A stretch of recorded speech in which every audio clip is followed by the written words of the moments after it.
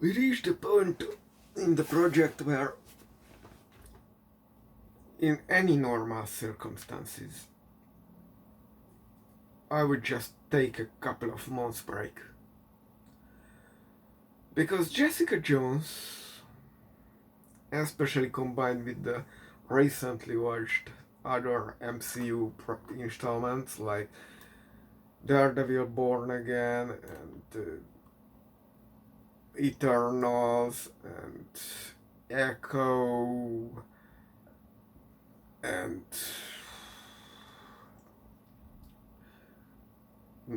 Spider-Man No Way Home and Craven and Venom 2 and you get the picture. It's draining. It's draining because it is not good. Well, until a certain point, especially for the first couple episodes, I was like, okay, I recognize that maybe, probably some people would like this, will like this, liking this.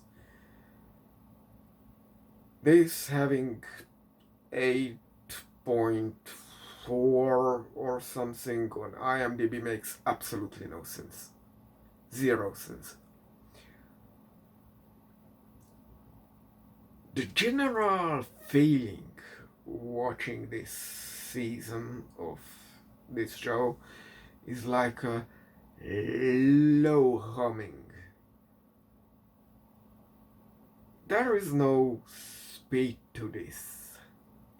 And for that, the two factor is the main responsibility, has the main responsibility. One is the protagonist.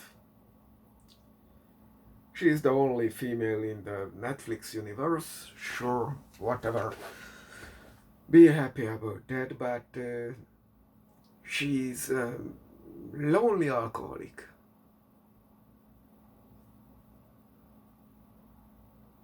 What am I supposed to do with that? She is alone, staring into the nothingness, and does nothing. And you know, take the first Punisher movie, not the Dolph Lundgren crap that was a supposed pilot for a series. So no, we don't think about that piece of shit. But the funny one with the Russian guy and John Travolta, that one. Sure, the Punisher is an alcoholic who keeps to himself. You know, the core of the character is that, but he has two funny gay couple in a neighborhood. He has a woman who is attracted to him. He has these crazy comic book characters hitting on him, you know, because the Russian mafia wants to pummel him to death. Then we have, I don't even know. That's a funny movie, which has speed also. It has various characters, various elements, making the thing, elevating it to bigger than the parts. And it's not just a drunk guy and a guy on the other side of the bar and some police who does nothing, just occasionally walks the street and makes some fill out some forms, and there is a boss who is bossing, you know, in the office, sitting and filling forms and writing orders and picking up the phone and drinking champagne on rich people gatherings. Actually, there was no budget for rich people gatherings here. But you see my problem? Nothing is happening here. Jessica Jones is a PI. But instead of some Magnum PI or something, there was that guy who had the Tomorrow newspaper every day. He had a funny sidekick and the cat and the love interest, and every episode had a new case. That's how you make a PI show, not this realistic crap that Miss PI goes into an alley, sits there for a couple of hours, takes some photographs, goes home, goes to some liquor store, buys some liquor, goes home and drinks herself blank. That's not a show. That's watching painting dry. And to make it worse, she has a love interest, eventually. It's right from the first or second episode. Luke Cage. Howard has its own show. So it's actually 6th season of Jessica Jones. And talking about just Jessica Jones, why her show has 3 seasons? Her show started even earlier than Daredevil, if I remember correctly. I'm working from a Reddit thread for the order of this. And 2 shows after the Defendant series. Daredevil has 2 before that, because that was the second series Netflix released. Why Jessica Jones does not follow that format? No idea. And, there is this villain. Of course, the villain must die, because this is an MCU related shit. And in the general sense, he is a telepath. I hate telepaths because their power is not flashy. If you have strong characters, or regenerating characters, or martial arts characters always be the strong characters, or shapeshifters, and they do shapeshift. Now that scroll variant, that's bullshit. But the mystic variant, that's fine. Or somebody shooting laser beams, or whatever beams. That's a perfectly fine on-the-screen superhero. Sure.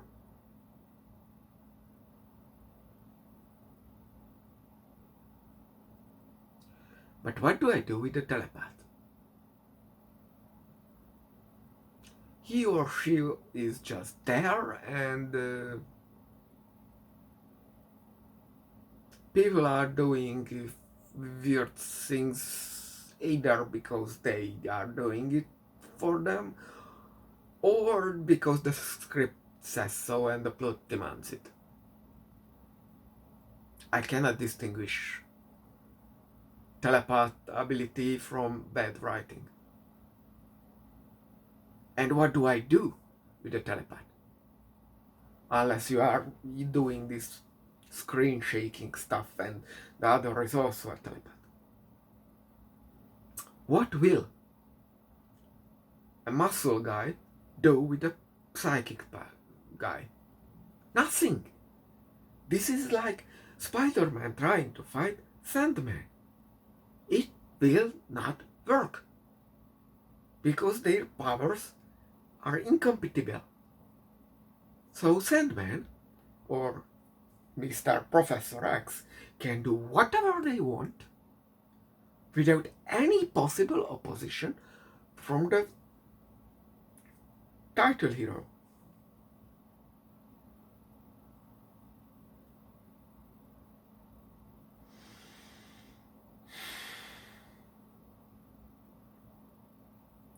And if at least Luke Cage would fight Jessica Jones. There is one brief moment when Luke Cage wants to pummel some guy and Jessica tries to stop him for like 5 seconds. Bullshit. By the way, let's go through the powers of or Netflix shows. Daredevil is a martial artist. Practically. Iron Fist is another martial artist who punches stuff. Daredevil is more of the acrobatic variant. Fine. Jessica Jones has super strength. I think that's possible. And Luke Cage, or whoever the black guy is, Johnny Cage is just invulnerable skin, impenetrable skin. They don't say what his actual power is. If I know there is some Marvel comic book character that's power is just impenetrable skin, and that's also in the that evil Superman series, Boys or whatever. You know how you deal with them? Blunt damage. That doesn't have to pierce the skin. Anyway, this guy is also buff like fuck. So he is also kinda having superpower. The cinematography makes a distinction between super strength and just, raw physical power, except at that one case when Cage is punching the bus when Jessica is trying to prevent him killing that bus driver.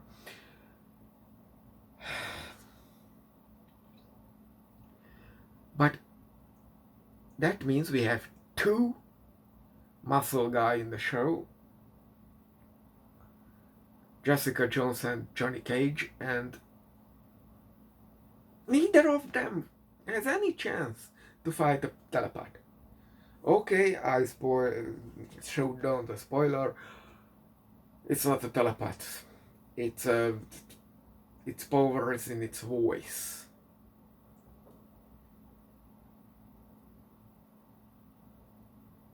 You know that means?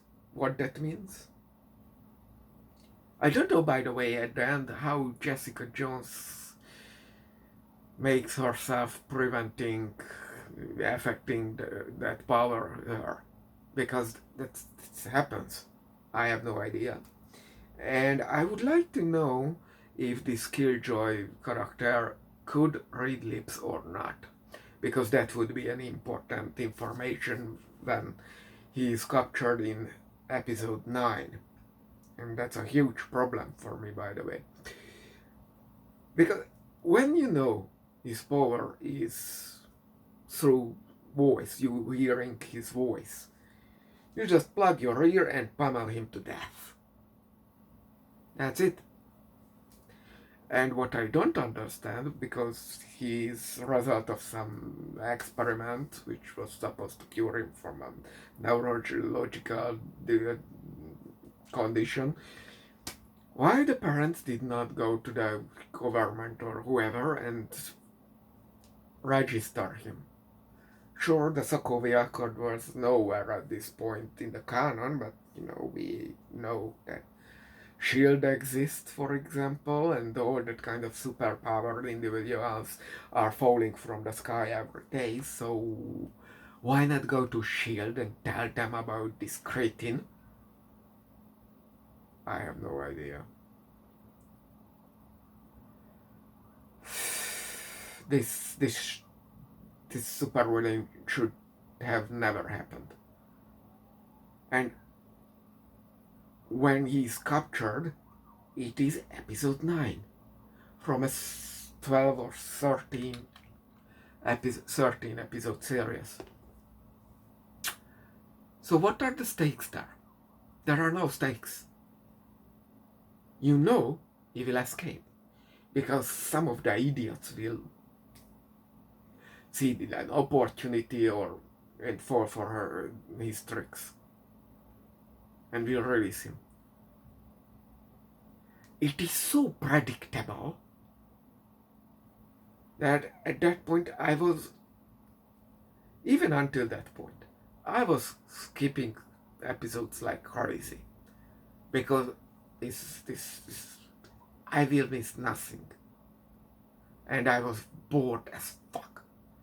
But I thought, sure, I give a 6 if I'm generous, maybe a 5 out of 10 if I'm just go with my feelings, because technically this is sure, and I understand they were going for some themes with its alcoholism prospect, but at this point I was genuinely pissed, because it was not just boring filmmaking, it was also predictable filmmaking. What is also another version, aspect of boredom. And that pulled this down for me to 4 out of 10. And the last episode, by the way, it's like halfway it gets up some speed, that it works on some Friends level mediocrity, but the content of the episodes,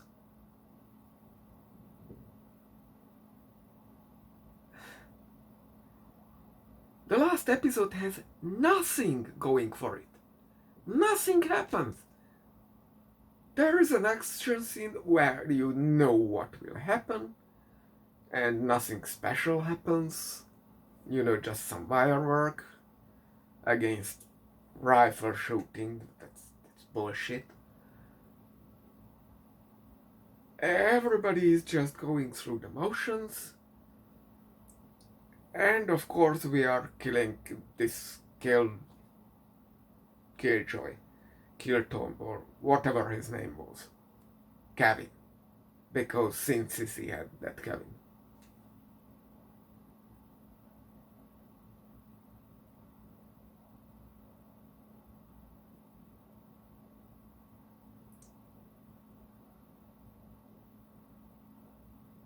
I don't even think we learned how Jessica got away from Kevin the first time.